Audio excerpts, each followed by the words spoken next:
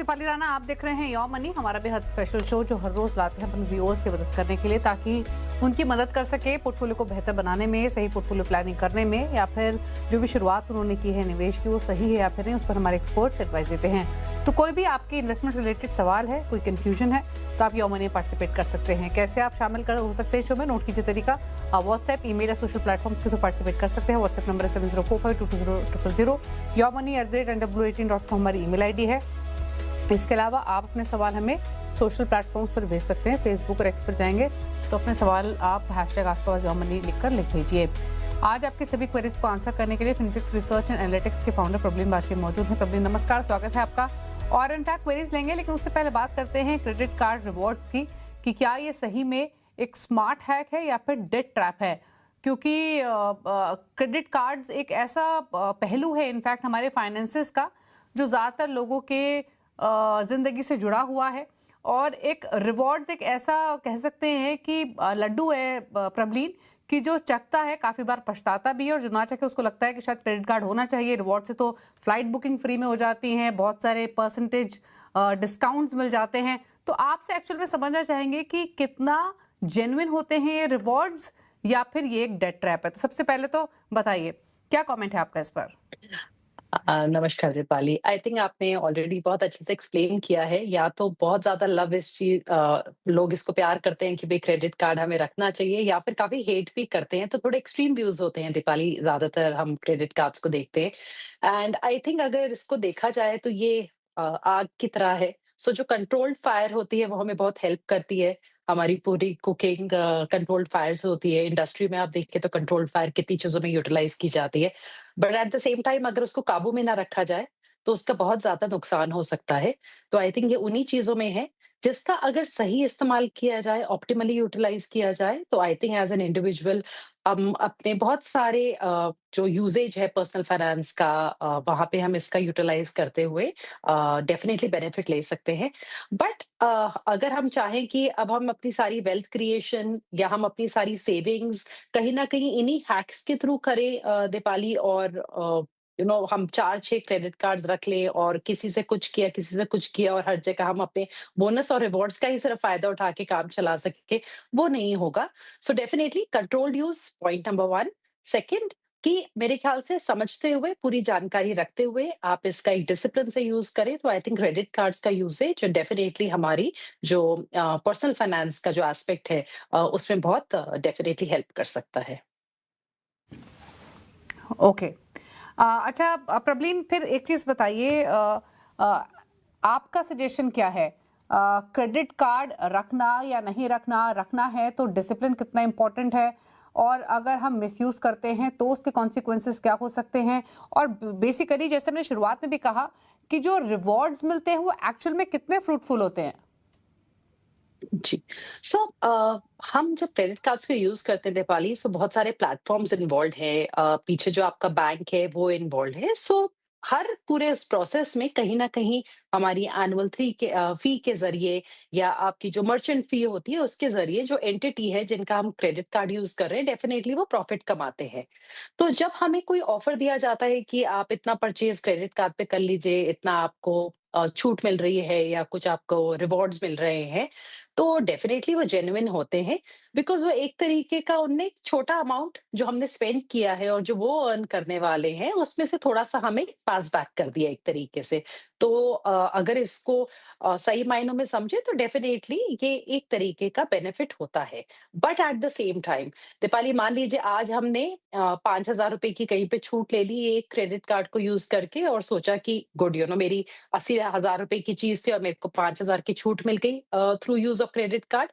पर हमने मान लीजिए उस ₹80,000 जब हमें पे करने हैं बाकी के, हमने नहीं किए अगले महीने की तारीख तक, तो दीपाली वहाँ पे इसका नेगेटिव इम्पैक्ट आना शुरू होता है, बिकॉज़ जो स्टिपुलेटेड डेट होती है जब तक आपके क्रेडिट कार्ड्स की पेमेंट हो जानी चाहिए, वहाँ के बाद उस दिन के बाद से आपका एनुअली जो 30 टू 40% का बेसिकली उस पे इंटरेस्ट चढ़ना शुरू हो जाता है। तो आप ये मान लीजिए कि फॉर एग्ज़ाम्पल अगर 50,000 का आपने पे बैक नहीं किया टाइम पे, और हर साइकिल में वो घूमता चला गया और एक रोटेशन में आ गया एक तरीके के क्रेडिट के, तो फिर वहाँ पे आप 10 से 15,000 का तो उसपे सिर्फ इंटरेस्ट दे रहे होंगे शायद कुछ महीनों बाद। तो जो जितना आपको बेनिफिट मिला होगा, आप उसको टोटली खत्म कर देंगे। तो जो बेनिफिट होता है, जो आपको बोनस, रिवॉर्ड्स मिल रहे हैं, वो जेन्युइन है, बट उन्हीं लोगों के लिए जो उस चीज़ की पेमेंट टाइम पे कर पाएँ। तो यहाँ पे मेरे ख्याल से कुछ पॉइंट्स को ध्यान में रखना बहुत ज़रूरी है, कि अगर आप क्रेडिट कार्ड्स को यूज़ कर रहे हैं, तो आप 100% जो है अपनी पेमेंट वहाँ टाइम पे रखें, बिकॉज़ तभी आप उसका सही मायनों में यूज़ कर पा रहे हैं। वो पैसा आइडियली आपके पास होना चाहिए और आप उसको डेबिट कार्ड ना यूज़ करके अपना क्रेडिट कार्ड यूज़ कर रहे हैं कि चलिए मैं 10-15 दिन बाद जब तक आपकी डेट है, आप पे कर देंगे। तो एक फैसिलिटेशन मिल जाती है और प्लस जैसे कि यहाँ पे ज़्यादातर बोनस या रिवॉर्ड्स होते हैं, उस चीज़ का बेनिफिट उठा सकते हैं। पर ऐसा नहीं होना चाहिए कि आपके पास एक्चुअली वो पैसा नहीं है और आपने एक फ्यूचर इनकम का अपना सपोर्ट लेके आज में खर्च दिया। वो कहीं न कहीं एक नेगेटिव आपको स्पाइरल में लेके जा सकता है।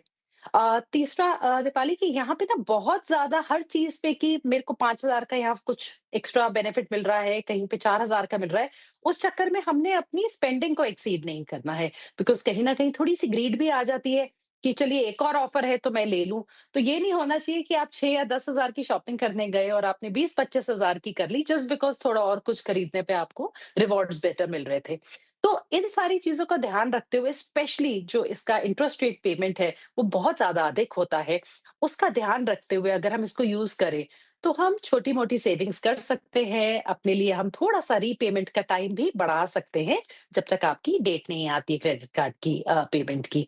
तो डेफिनिटली वो बेनिफिट्स हैं, बट अगर आप नेगेटिव एक बार स्पाइरल में चले गए, देन दीपाली और आपने सिर्फ मिनिमम पेमेंट्स आपने हर बार किए।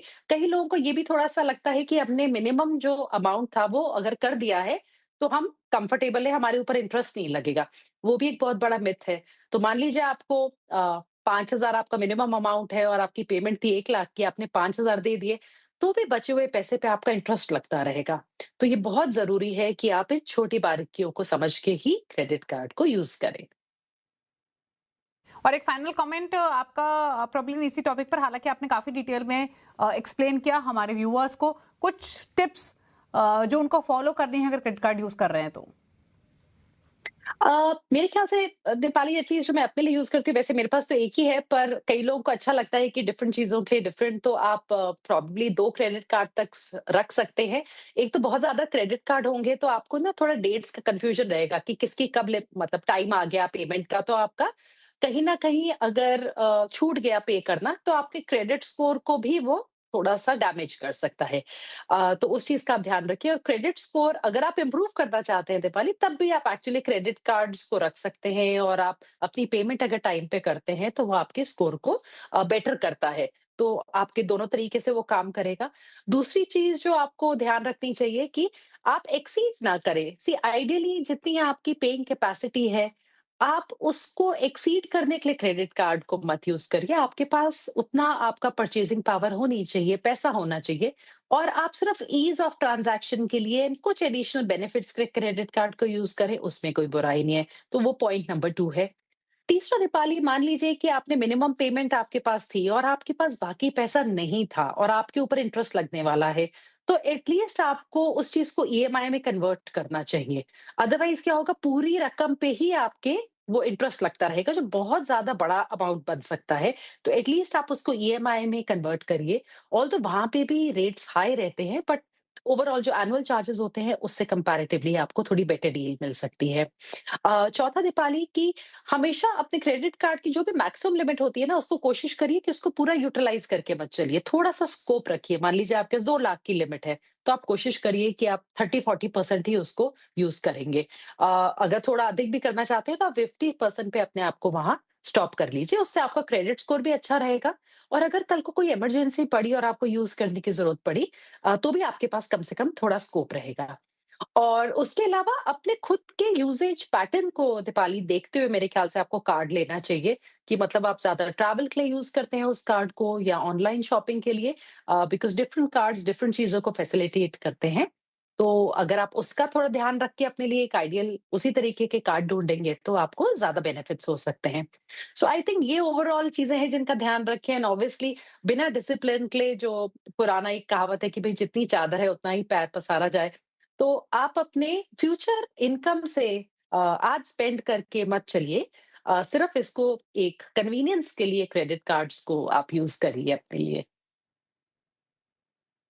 तो चलिए, बहुत इंपॉर्टेंट बातें बताइए, इनको फॉलो कीजिए। क्रेडिट कार्ड यूज करना गलत नहीं है, बट तरीका सही होना चाहिए, अप्रोच ठीक होनी चाहिए, ताकि वो आपके फाइनेंसेस को बेहतर बनाने में मदद करे, ताकि बिगाड़ने में। बात करते हैं व्यूअर से। पहले व्यूअर अजय हमारे साथ कनेक्टेड है हिमाचल प्रदेश से। अजय नमस्कार, बताइए क्या सवाल है आपका।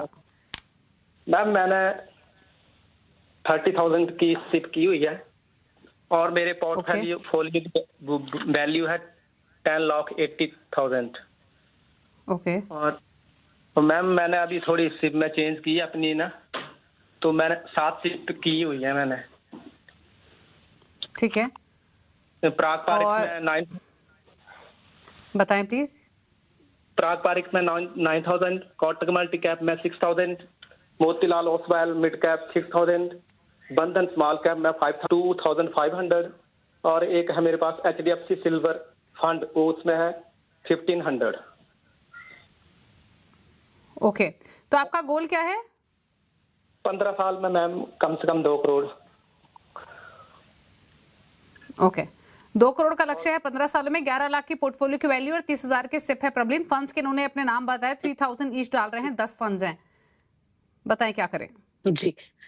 सो अजय जी का जो क्वेश्चन है नेपाली, यहाँ पे अगर इनको 15 साल में 2 करोड़ की रकम चाहिए तो आइडियली इनकी करंट इन्वेस्टमेंट्स ऑफ 30,000 एसआईपी और जो आपके पोर्टफोलियो की वैल्यू है ऑलमोस्ट 11 lakhs, उससे आप अपने गोल को रीच कर सकते हैं एट 12% रिटर्न एक्सपेक्टेशंस, जो हमें एक बेसिक लेके चल रहे हैं कि मार्केट आपको कितना रिटर्न देगी। बट अजय जी, अगर आज का आपको 2 करोड़ चाहिए, मतलब टेक्निकली अगर हमने इस 2 करोड़ को 2 करोड़ ही मान के चला तो वो आज के 84 lakhs के बराबर होगा 15 साल बाद। पर अगर आप 2 करोड़ की ही परचेजिंग पावर चाहेंगे तो आइडियली आपको 4.8 करोड़ जमा करना है 15 साल के बाद तक, तब वो 15 साल बाद 2 करोड़ के बराबर होगा 6% इन्फ्लेशन पे। और अगर आप ऐसा चाहते हैं तो इन इन्वेस्टमेंट्स के साथ-साथ आपको अपनी एसआईपी को इंक्रीज करना पड़ेगा। मतलब इस 30,000 को आपको 50,000 करना पड़ेगा और उसपे 10% का स्टेप अप। तो आप अपनी इन्फ्लेशन एडजस्टेड 2 करोड़ पे एक्चुअली 15 साल में पहुँच सकते हैं। तो अगर अगे अभी आप इतना नहीं भी कर सकते, इट्स ओके। जो आपको आइडिया है वो समझाने का है कि पैसे की कीमत तो टाइम के साथ घटती रहती है, तो अपने निवेश को आप ज़रूर बढ़ाइएगा ताकि आपको 15 साल बाद भी लगे कि हाँ, आपके पास 2 करोड़ की परचेजिंग पावर है। जो आपका पोर्टफोलियो है वो ब्रॉडली ठीक है। आपके पास सिल्वर भी है, नाज़डैक बहुत अच्छा है, अगर थोड़ा और कर पाते तो ज़्यादा बेहतर होता। ओवरऑल पोर्टफोलियो का पर चलिए आपका लेस देन 10% है, बट दैट्स ओके। थोड़ा ओवरलैप है आपकी कुछ स्कीम्स में, बट क्योंकि आपके पास प्योर लार्ज कैप का एक्सपोज़र शायद आप ऑलरेडी बंद कर चुके हैं, आपका पहले लिख के आया था कि कैनारा लार्ज कैप है। तो देन इट्स ओके, अदरवाइज़ वैसे भी हमारी सलाह होती है उसको स्टॉप करने की। और अगर अब आप एसआईपी आगे बढ़ाएँगे तो मेरे हिसाब से आप थोड़ा-सा इसको प्रोपोर्शनेट बना सकते हैं। मतलब जैसे आपने पराग पारिक में 9 किया है, किसी में 6 किया है, मुझे लगता है थोड़ा बैलेंस्ड अप्रोच लेके चलिए आप अपनी एसआईपीज़ में इक्विटी स्कीम्स के बीच में कम से कम। तो जो आपकी इक्विटी स्कीम्स का एलोकेशन है वो थोड़ा-सा ज़्यादा इक्विटेबल होना चाहिए ताकि आपके पास लार्ज, मिड और स्मॉल तीनों मार्केट कैपिटलाइजेशंस का अच्छा एक्सपोज़र हो जाए। एंड इन मार्केट्स में ऑफ कोर्स थोड़ा-सा स्मॉल और मिड कैप में थोड़ा सतर्क रहने की ज़रूरत है, बट इस टाइम पे तो लार्ज कैप्स भी टूटे हुए हैं, तो आप थोड़ा-सा प्रोपोर्शनेट करके चलिए, 15 इयर्स में डेफिनिटली आप अपने लक्ष्य तक आराम से पहुँच पाएँगे, थोड़ा इंक्रीमेंट के साथ। तो ये अजय, आपको स्ट्रैटेजी रिकमेंड की गई है और बदलाव कीजिए, आपका टारगेट आप हासिल कर सकेंगे। थोड़ा सा बदलाव सजेस्ट किया गया, एक फंड आपको रिकमेंड भी किया गया है जो आपको क्लोज करना है, और बाकी इन्वेस्टमेंट के साथ कंटिन्यू कीजिए। चंद्रेश अगले व्यूअर छत्तीसगढ़ से हमारे साथ कनेक्टेड है सवाल पूछने के लिए। चंद्रेश नमस्कार, बताएं क्या सवाल है आपका। नमस्कार ma'am, good evening. Good evening, पूछे अपना सवाल। मैम मैं वैसे तो डायरेक्ट इन्वेस्टमेंट है मैम, पर मैं अभी म्यूचुअल फंड का पोर्टफोलियो भी बनाना चाह रहे हैं। ओके, तो सर मैम इसमें 2 साल पहले से मैम लमसम इन्वेस्टमेंट है। ओके, 10,500 का। ठीक है। पराग पारिक फ्लेक्सी कैप पे है 3,000 एंड क्वांट स्मॉल कैप पे 7,000। ये आप हर महीने डाल रहे हैं ना, या इसी महीने से शुरू किया आपने? नो मैम, लमसम है। अच्छा, ये आपने सिर्फ 10,500 रुपए डाले इन दोनों फंड्स में मिलाकर, राइट? Yes ma'am. अच्छा, अब आप क्या जानना चाहते हैं? मैम अगर मैं इसमें कंटिन्यू एसआईपी चालू करना चाहूँ तो इनमें से कौन सी फंड पे करूँ? और मैम अगर मिड कैप फंड ऐड करना चाहूँ तो कौन सा करूँ? नहीं तो मुझे ये बताइए, आपने फिलहाल तो 10,000 10,500 डाले हैं दोनों फंड्स में, तो जो एसआईपी करेंगे वो कितने अमाउंट की करेंगे? इक्वल अमाउंट की कर सकते हैं? Yes ma'am, 2000 approx. तो आप 2,000 रुपए महीना डालना चाहते हैं अब हर महीने अगले 20 सालों के लिए, और ये 10,500 आपने ऑलरेडी 2 फंड्स में डाले हुए हैं, correct? Yes ma'am, yes ma'am. ठीक है। आपकी एज कितनी है चंद्रेश? मैम 23। ओके, तो आप अभी काम कर रहे हैं या आप स्टूडेंट हैं? Ma'am student. ओके, ठीक है। तो प्रवीण बताइए इनके लिए क्या सजेशन? बहुत अच्छी बात है कि ये स्टूडेंट उसके बावजूद भी थोड़ी रकम बचाकर निवेश कर रहे हैं, 2,000 रुपए, which is good enough, at least start कर रहे हैं। तो बताएं इनको 10,500 ऑलरेडी डाले हुए हैं 2 फंड्स में, जिसमें पराग पारिक फ्लेक्सी कैप 3,000 डाले हुए हैं, क्वांट स्मॉल कैप पे 7,500। ये 2,000 के सिप कहाँ शुरू करें अगले 20 सालों के लिए? सबसे पहले तो दिवाली इनके टारगेट की बात करते हैं। शायद ये 20 साल में 1 करोड़ की रकम चाहते हैं, और अगर ऐसा है तो इनको जितना इनने अभी निवेश कर रखा है 10,500 का, ऑलमोस्ट एक्चुअली उतनी ही एसआईपी करने की जरूरत होगी अगर ये 20 इयर्स में 1 करोड़ अचीव करना चाहते हैं। सो चंद्रेश, आई मीन आप बहुत यंग एज में स्टार्ट कर रहे हैं, तो तकरीबन आपको 10,000 की ही एसआईपी की ओवरऑल मंथली रिक्वायरमेंट है टू रीच 1 करोड़। अगर आप 2,000 डालेंगे अभी महीने का, तो आप करीबन 20 लाख तक पहुंच पाएंगे। तो आप जरूर इसको बढ़ा लीजिएगा बाद में। अभी आप 2,000 से शुरू करिए और धीरे धीरे करके फिर अपनी एसआईपी को जरूर इंक्रीज करिए।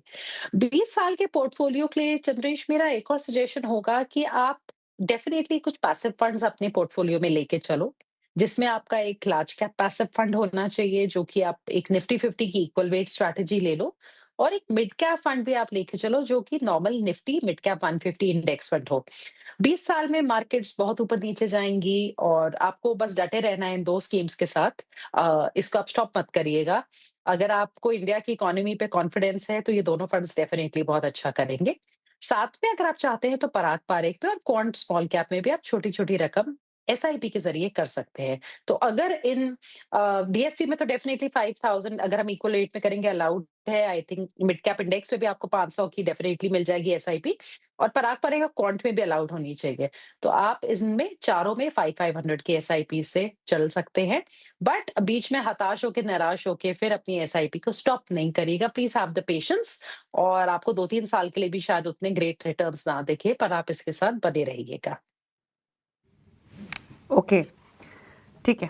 तो आपके लिए सलाह दी गई है DSP Nifty 50 equal weight index, Nifty mid cap 150 index. लेकिन प्रबलीन ने आगे की प्लानिंग भी आपकी आसान कर दी है, क्योंकि प्रबलीन ने बताया अभी तो आप स्टूडेंट है, कल के दिन जब आप अर्न करना शुरू करेंगे, आपकी पॉकेट अलाउ करेगी ज़्यादा इन्वेस्टमेंट्स के लिए, तो कौन सी कैटेगरीज आप रख सकते हैं? आप large cap index, mid cap index, flexi cap fund, small cap fund, gold में निवेश कर सकते हैं, पोर्टफोलियो कंपोजिशन कर सकते हैं। फिलहाल के लिए आपको 2 फंड सजेस्ट किए गए हैं, इनमें से कोई भी आप पिक कर सकते हैं या दोनों आप ले सकते हैं। प्लस जब भी आप कभी इंक्रीज करें इन्वेस्टमेंट, तो डेफिनेटली योर मनी तो आपकी मदद के लिए है ही। रुक रहे इसी के साथ एक ब्रेक के लिए, लौटेंगे तो कुछ और व्यूअर से करेंगे बातचीत, फिर वापस आते हैं।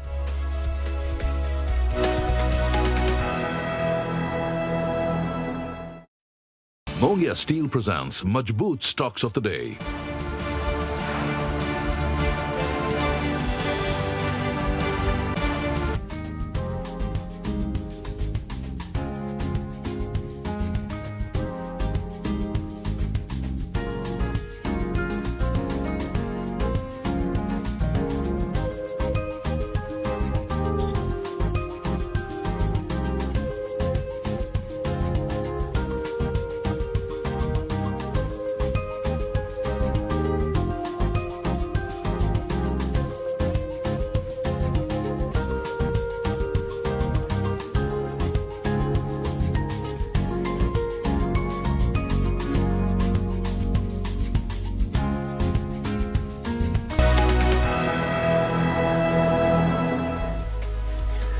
आप देख रहे हैं योर मनी, प्रबलीन वाजपेयी हमारे साथ बनी हुई अभी क्वेरीज को आंसर करने के लिए। बात करते हैं अब हिना के पोर्टफोलियो की। इनका बैंगलोर से इनका क्वेश्चन है और इनके हस्बैंड कनेक्टेड है सवाल पूछने के लिए।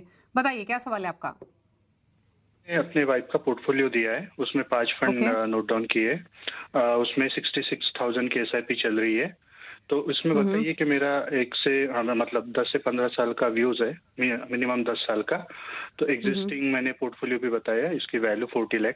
तो उसमें जो एडिट किए पोर्टफोलियो, ये म्यूचुअल फंड सही है गलत है, मतलब उसमें कुछ चेंज करना चाहिए, क्या करना चाहिए? ओके, तो बेसिकली जो इनका पोर्टफोलियो है मंथली सिर्फ 66,000 रुपए की है, और जैसे फंड्स डिटेल देख भी सकते हैं स्क्रीन पर, 14,000 डाल रहे हैं पारंपरिक फ्लेक्सी कैप में, 13,000 चार फंड्स में है, जिसमें एचडीएफसी निफ्टी नेक्स्ट 50 इंडेक्स है, मुतुल ओसवाल मिड कैप है, क्वांट स्मॉल कैप है, निप्पॉन इंडिया मल्टी कैप है। 3 से 4 करोड़ का लक्ष्य है, अगले 10 सालों में 40 लाख पोर्टफोलियो की वैल्यू है। जी। सो दीपाली, इनका जो पहले स्कीम्स की बात कर लेते हैं। स्कीम्स इनके पास अच्छा है, it's a very compact portfolio. 5 he schemes हैं और जो ओवरलैप है with in the schemes actually वो भी काफ़ी कम है। बट मैं बोलूँगी कि माइल्डली एग्रेसिव पोर्टफोलियो है, और जो फंड हाउसेस भी जैसे मोतीलाल भी काफ़ी बड़े एलोकेशंस लेते हैं जब लेते हैं किसी स्टॉक में। क्वांट भी हमने देखा था थोड़ा वोलेटाइल रहा है।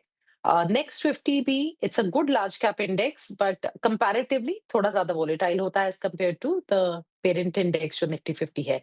सो अच्छा पोर्टफोलियो है, ये कंटिन्यू कर सकते हैं, पर थोड़ा सा अंडर चेक रखें, specially during times of volatility in the market.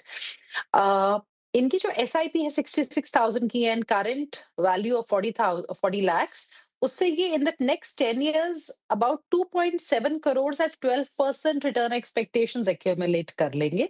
So if returns are slightly higher, तो आपका मेरे ख्याल से आराम से 3 करोड़ का तो लक्ष्य पूरा हो सकता है फिर नेक्स्ट 10 years में, क्योंकि ये हमने 12% की रिटर्न एक्सपेक्टेशंस पे किया है। और अगर आप इसी पे थोड़ा भी स्टेप अप कर लेंगे with the same return expectations, तब तो आप 3.4 करोड़ 10 ही साल में बना पाएंगे। But as you just mention कि आप 15 साल तक भी एक्सटेंड कर सकते हैं, तब तो आपका पोर्टफोलियो काफी अधिक हो सकता है, and you will reach 4 to 4.5 crore in the next 15 years। तो पोर्टफोलियो क्लीन है। थोड़ा सा ओवरलैप है लार्ज कैप्स में, दैट्स ओके, एंड थोड़ा सा बीच में मेरे ख्याल से aggressiveness is higher, but overall अच्छा पोर्टफोलियो है, आप कंटिन्यू कर सकते हैं अगर आपका risk appetite is towards high. Okay, चलिए, तो ये सलाह आपके लिए दी गई है आपके पोर्टफोलियो को लेकर, हीरा के पोर्टफोलियो को लेकर। 2.25 करोड़ के आसपास का कॉर्पस आप इकट्ठा कर लेंगे, और वैसे पोर्टफोलियो बेहतर है, इसी पोर्टफोलियो में बने रहे, टाइम टू टाइम मॉनिटर करते रहे, यही सजेशन है। निधि अगली व्यूअर हमारे साथ कनेक्टेड है सवाल पूछने के लिए। निधि नमस्कार, बताइए क्या सवाल है आपका? जी, मैंने अपना पोर्टफोलियो भेजा है, तो मुझे जानना है कि 10 साल में मेरा 2 करोड़ का गोल हो सकता है या नहीं। ओके, इनका पोर्टफोलियो मैं बता देती हूँ। इनका ICICI Pru large and mid cap में निवेश है, बंधन स्मॉल कैप में, एचडीएफसी मिड कैप अपॉर्चुनिटीज में, और निप्पॉन इंडिया मल्टी कैप में। चारों में 4-4 हज़ार नीचे डाल रही हैं। लमसम इन्वेस्टमेंट है लगभग 7.5 लाख की पारंपरिक फ्लेक्सी कैप में, 6 लाख की निप्पॉन इंडिया मल्टी एसेट में, 4,20,000 की एचडीएफसी बैलेंस एडवांटेज में, ICICI Pru equity and debt में 4.5 लाख। यानी टोटल जो पोर्टफोलियो की वैल्यू इस समय वो 36-37 लाख की है। 10 साल का होराइजन है। बताइए क्या सजेशन? जी। निधि भी nice to speak with you. Women investors आती है तो हमेशा अच्छा लगता है शो पे। आपकी 16,000 की एसआईपी है, लमसम आपकी 36.7 lakhs है, और आपने शायद मेंशन किया है कि आप कुछ इंक्रीमेंटल इन्वेस्टमेंट भी कर सकती हैं, अबाउट 20 की ये आपका आया था। तो अगर वो आप डाल पाएंगी, तब आप डेफिनेटली अबाउट 2.1 करोड़ जमा कर लेंगे इन the next 10 years, assuming 12% return. अगर 12% का रिटर्न लिया तो 10 साल में आप अपना 2.1 करोड़ बना लेंगे। थोड़े भी रिटर्न्स एक्स्ट्रा आपको मिले तो आपका हायर अमाउंट भी एक्सीड हो सकता है। आपके पास जितने फंड्स हैं ना, आपने कुछ लमसम में लिए हैं, वो सारे अच्छे हैं। लमसम के फंड्स आपने लमसम वाले ही लिए हैं, बहुत अच्छी चॉइस है आपकी इनफैक्ट। और आपने जो एसआईपी के लिए लिए हैं वो ज्यादा ग्रोथ ओरिएंटेड, थोड़े ज्यादा एग्रेसिव है, तो चॉइस आपकी बहुत अच्छी है। मेरे ख्याल से आप इन्हीं में बने रहिए, और जो आपके पास एडिशनल अमाउंट है निवेश का, वो आप प्रोपोर्शनेटली इन्हीं में ऐड करिए। पर जब आप स्मॉल कैप, मिड कैप और मल्टी कैप में अगर ऐड करें एडिशनल इन्वेस्टमेंट, तो उसको आप पहले लिक्विड फंड में रख के एसटीपी के थ्रू करिएगा, तो वहां पे थोड़ी सी एवरेजिंग हो सकती है। In case there is a correction, तो आप उस चीज का बेनिफिट उठा सकते हैं। तो उसके अलावा ओवरऑल पोर्टफोलियो इज गुड, और जो आपकी इंक्रीमेंटल इन्वेस्टमेंट है अगर वो आती है, तो डेफिनेटली आप 2.1 करोड़ रीच कर जाएंगे इन द नेक्स्ट 10 years। तो ये सलाह आपको दी गई है, अकॉर्डिंगली आप अपने स्ट्रैटेजी बना सकते हैं। और जैसे आपको बताया गया है, जैसे प्रबलीन ने क्लियरली निधि आपको बताया है कि 2 करोड़ से ज़्यादा की राशि आप इकट्ठा कर पाएंगी, और जो आपका एग्जिस्टिंग जो इन्वेस्टमेंट है, बस उसको आपको टाइम टू टाइम मॉनिटर भी करना बहुत इंपॉर्टेंट है, कंसिडरिंग जो टाइम होराइजन आप लेकर चल रही हैं। अच्छा, एक चीज़ और आपसे जानना चाहेंगे, अब जो एग्जिस्टिंग पोर्टफोलियो है उसमें जैसे इन्होंने बताया कि इनके पास टोटल 4 फंड्स हैं। इन केस अगर ये एलोकेशन इंक्रीज करती हैं और फॉर नेक्स्ट 10 इयर्स कर सकती हैं, तो इन्हीं 4 फंड्स में एलोकेशन बढ़ाएं या कोई नई कैटेगरी भी ऐड करें? जी दीपाली, अगर एसआईपी इंक्रीज करना चाहते हैं तो इनका आईसीआईसीआई लार्ज मिड है, बंधन स्मॉल है, एचडीएफसी का मिड है, निपॉन का मल्टी है। ये चारों फंड्स बहुत अच्छे हैं from an SIP point of view. थोड़ा सा मेरा डेफिनेटली मन है कि कुछ इंटरनेशनल एक्सपोजर या गोल्ड पोर्टफोलियो में ऐड हो सके, पर इस टाइम पे इंटरनेशनल एक्सपोजर हमें म्यूचुअल फंड्स के थ्रू इजीली मिल नहीं रहा है। और गोल्ड भी आप छोटी एक एसआईपी डाल के लॉन्ग टर्म के लिए रख सकते हैं, कहीं ना कहीं डॉलर डिनोमिनेटेड एसेट है तो बेनिफिट करेगा। और जो आपकी लमसम वाली इन्वेस्टमेंट्स हैं, वो भी ऑलरेडी अच्छी हैं, पर उनमें एसआईपी चलाने की जरूरत है। सो दीपाली, मेरे ख्याल से जहां पे एसआईपी जा रही है उनमें एसआईपी जब भी आप इंक्रीज करें 10% से या कुछ भी इंक्रीमेंटल एसआईपी करें तो आप इनमें कर सकते हैं। एंड क्योंकि इनके पास दीपाली ऑलरेडी जो लमसम इन्वेस्टमेंट्स है उसके थ्रू एक अच्छा लार्ज कैप का एलोकेशन बन रहा है, इसलिए मैंने अलग से लार्ज कैप फंड डालने की अभी सलाह यहाँ पे नहीं दी है। ओवरऑल क्लीन और अच्छा पोर्टफोलियो है डिफरेंट फंड हाउसेस द्वारा इनका। ओके, चलिए, तो ये सलाह आपके पोर्टफोलियो को लेकर दी गई है निधि। अब बात कर लेते हैं प्रबलिन के टॉप 4 फंड्स के। प्रबलिन, बताएं आपकी चॉइसेस क्या हैं? दीपाली, इस बार मैंने थोड़ा सा डिफरेंट किया है, मैंने इंडेक्स फंड नहीं सजेस्ट किया।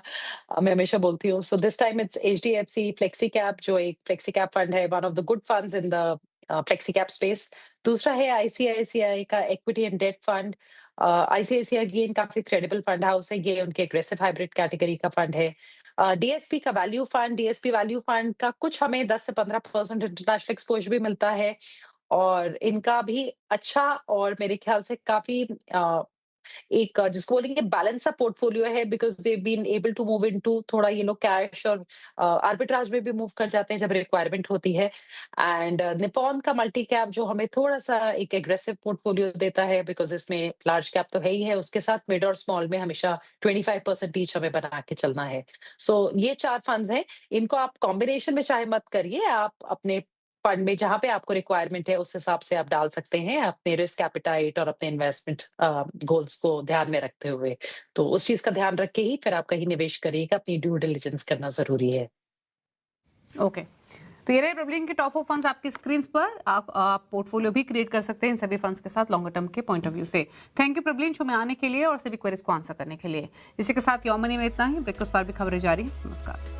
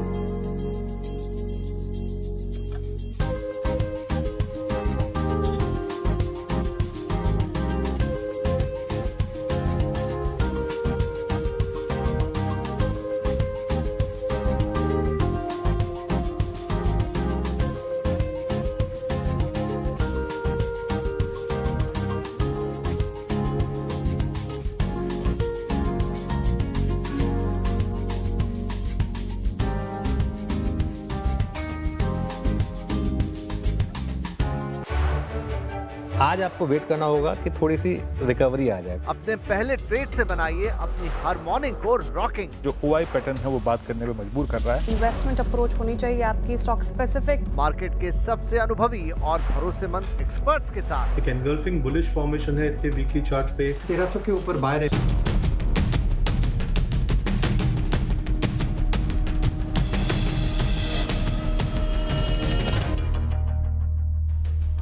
नमस्कार, स्वागत है आपका आवाज समाचार में। मैं हूं आपके साथ निकिता बागवान। खबरों की शुरुआत करेंगे हेडलाइंस से। संसद के मॉनसून सत्र की हंगामेदार शुरुआत, विपक्ष पेपर लीक और चढ़ावा चोरी पर आक्रामक। सरकार की 7 अहम बिल पास कराने की तैयारी। प्रधानमंत्री ने जताई सत्र प्रोडक्टिव रहने की उम्मीद।